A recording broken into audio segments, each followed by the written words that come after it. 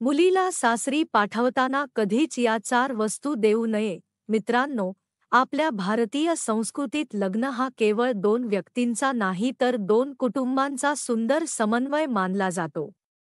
मुलगी लग्नानंतर सासरी निघत असताना तिच्या आयुष्यातील हा अत्यंत भावनिक आणि परिवर्तनशील टप्पा असतो. पालकांसाठी तर ती वेळ अधिकच भावनिक असते. कारण त्यांनी आपल्या डोळ्यातल्या तायाला अनेक वर्ष जपून, वाढवून, प्रेमाच्या कवेत ठेवून मोठं केलेलं असतं. त्या मुलीने नव्या घरात सुखी व्हावं, तिला प्रेमळ नवरा, सासू-सासरे आणि समजूतदार कुटुंब मिळावं, तिच्या संसारात कधी दुःखाची सावली पडू नये, अशा असंख्य शुभेच्छा मनात साठवून पालक तिच्या हातात कन्यादानाची पवित्र जबाबदारी सोपवतात. आपली मुलगी आनंदी फुलावी, तिच्या आयुष्यात कधी कटुता किंवा वादळ येऊ नयेत, तिचा संसार नितांत सुंदर, प्रेमळ आणि नात्यांच्या गोडव्यानं भरलेला असावा हा प्रत्येक आईवडिलांचा स्वप्नवत आशीर्वाद असतो. त्यामुळेच लग्नाच्या वेळी किंवा मुलगी सासरी निघताना पालक आपल्या ऐपतीप्रमाणे तिला संसारासाठी लागणाऱ्या वस्तू भेट म्हणून देतात. ही परंपरा आजच्या आधुनिक काळातही कायम आहे. काही परिवारात याला संसारसट म्हणतात तर काही ठिकाणी रुखवत हे नाव दिलेलं दिसतं. यात मुलीच्या नव्या घरासाठी लागणाऱ्या अनेक वस्तू काळजीपूर्वक दिल्या जातात, कारण मुलगी नव्या जीवनाची सुरुवात आनंदानं करावी, तिच्या संसारात काहीही कमी पडू नये. ती प्रत्येक गोष्ट नव्याकडे किंवा सासरच्या घरी मागावी लागू नये हा पालकांचा प्रेमळ हेतू.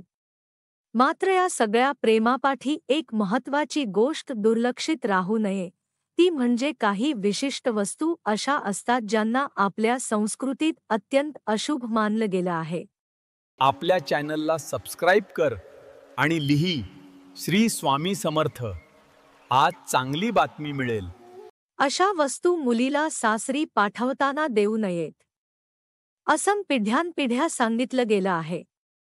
यामागे काही घरगुती समजुती, काही परंपरा, काही आध्यात्मिक श्रद्धा आणि काही लोककथांवर आधारित विश्वास अशा अनेक कारणांचा समावेश असतो.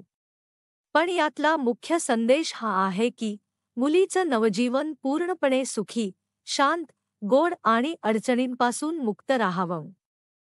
म्हणूनच आजही अनेक ज्येष्ठ मंडळी या काही विशिष्ट वस्तू देण्यास मनाई करतात.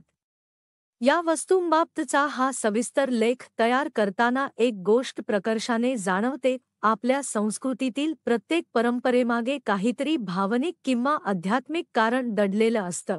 ते समजून घेतलं तर त्यातला सार अधिक स्पष्टपणे जाणवतो. भारतीय संस्कृतीत वस्तूंना केवळ वस्तू म्हणून पाहता त्यांच्यातील ऊर्जेला, प्रतीकांना आणि भावनांना महत्त्व दिलं जातं. या कारणामुळेच लोणचे, झाडू, सुई, चाळणी यांसारख्या वस्तूंना विशिष्ट परिस्थितीत देणं अशुभ मानलं जातं. पहिली गोष्ट लोणच्याची. लोणचं म्हटलं की कुटुंबातील प्रत्येकाला आवडणारं, चवीला आंबट-तिखट असणारं आणि जेवणात चव आणणारं हे एक महत्त्वाचं पदार्थ. पण या लोणच्याच्या आंबट-खारट चवीला आपल्या संस्कृतीत कटुता, वाद, गैरसमज, चिडचिड किंवा नात्यातील आंबटपणा यांचं प्रतीक मानलं गेलं आहे. त्यामुळे मुलगी सासरी निघताना तिला लोणचे देऊ नये, असं मानलं जातं. कारण विवाहानंतर तिच्या नव्या जीवनात चवीसारखी आंबटता येऊ नये, तिच्या नात्यांमध्ये वाद निर्माण होऊ नयेत आणि तिला कोणत्याही प्रकारचं कटुपण सहन करावं लागू नये हा या परंपरेमागचा सुंदर हेतू आहे.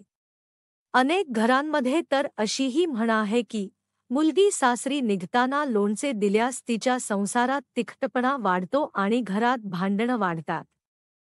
म्हणूनच लोणचे देण्याऐवजी आईने स्वतः सासरी जाऊन मुलीच्या पसंतीनं लोणचे बनवून देणं शुभ मानलं जातं. दुसरी गोष्ट झाडूची. झाडू म्हणजे स्वच्छतेचं प्रतीक.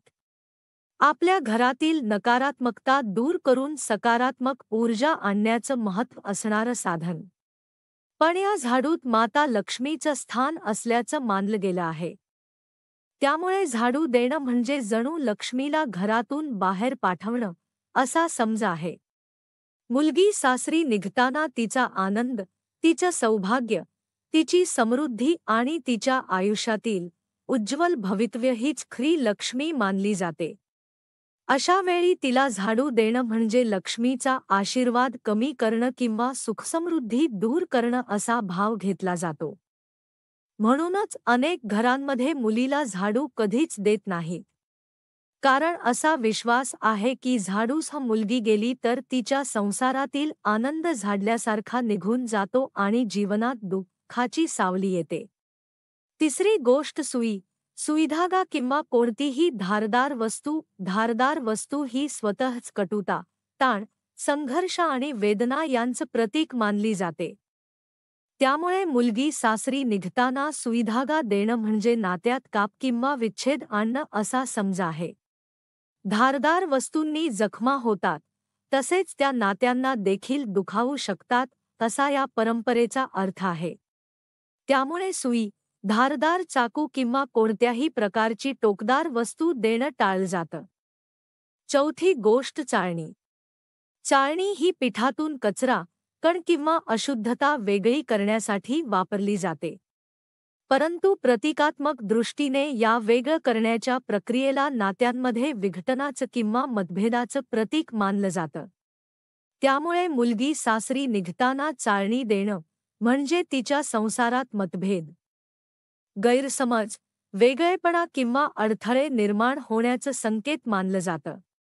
मकर संक्रांतीला आई मुलीला 13 वस्तू भेट म्हणून देते. यात अनेक गोष्टी शुभ मानल्या जात असल्या तरी त्या 13 पैकी चाळणी देणं मात्र काही ठिकाणी टाळलं जातं. कारण तिच्या आयुष्यातील गोडवा, एकोप्याचा धागा, नात्यांचं जिव्हाळ्यानं नटलेलं सौंदर्य हे सर्व चाळणीसारखं गाळलं जाऊ नये हा त्यामागचा भावनिक अर्थ आहे.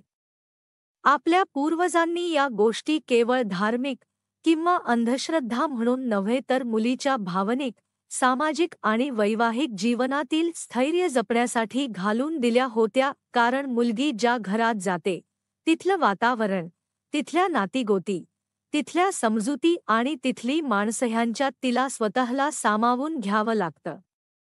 या नव्या प्रवासात तिच्या आजूबाजूला प्रेम, जिव्हाळा, सन्मान आणि सकारात्मकता भरलेली असावी. यासाठी अशुभ किंवा नकारात्मक प्रतीक असणाऱ्या वस्तू टाळल्या गेल्या. हे सगळं पाहता या परंपरा जुन्या असल्या तरी त्यांच्या मागचा हेतू आजही तितकाच महत्त्वाचा वाटतो. कारण प्रत्येक पालकाला आपल्या मुलीला सुखी आणि सुरक्षित संसार लाभावा अशी मनोमन इच्छा असते. म्हणूनच मुलीला सासरी पाठवताना देऊ नयेत अशा वस्तूंबद्दलच्या या शतकानुशतकांपासून चालत आलेल्या समजुती आजही आपल्याला जीवनाची एक सुंदर शिकवण देतात. नाती जपण्यासाठी प्रत्येक गोष्ट काळजीपूर्वक विचार करून सकारात्मक हेतून करायला हवी.